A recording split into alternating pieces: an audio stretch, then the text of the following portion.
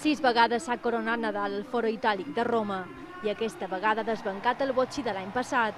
Un Novak Djokovic que veu com a poc el número 2 recupera el seu terreny. La victòria a Montecarlo no és un miratge. Sobre terra no hi ha tenista que faci ombra al manacorí i avui ho ha tornat a demostrar. Al cinquè joc de partit, Nadal ha començat a marcar distàncies amb el primer trencament.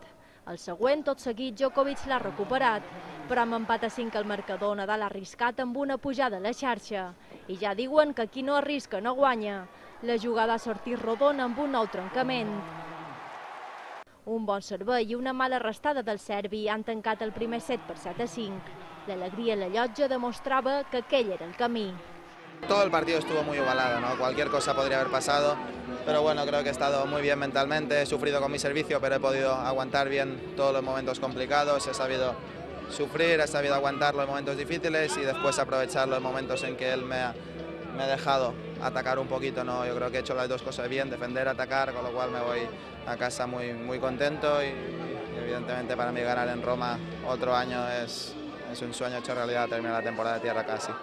Llevat de Madrid, les xifres d'aquesta temporada sobre terra són immillorables. 3 títols sense cedir cap set. Tot gràcies a un joc brillant que avui s'ha vist accentuat a la segona mànega. 22 cops guanyadors han descol·locat el serbi, que, atenció, ha acumulat 41 errades no forçades per 15 del manacorí. I think I did a few things very well today. When I had the chance to attack and hit the forehand, I did. When I had to defend, I think I ran it. My movements today was really good, no? So very happy about my game. Una doble falta de Djokovic ha sentenciat el partit. Ja van 3 títols enguany sobre terra, el número 34 de la seva carrera sobre aquesta superfície. Xifres que fiquen a Nadal entre els millors tenistes de la història.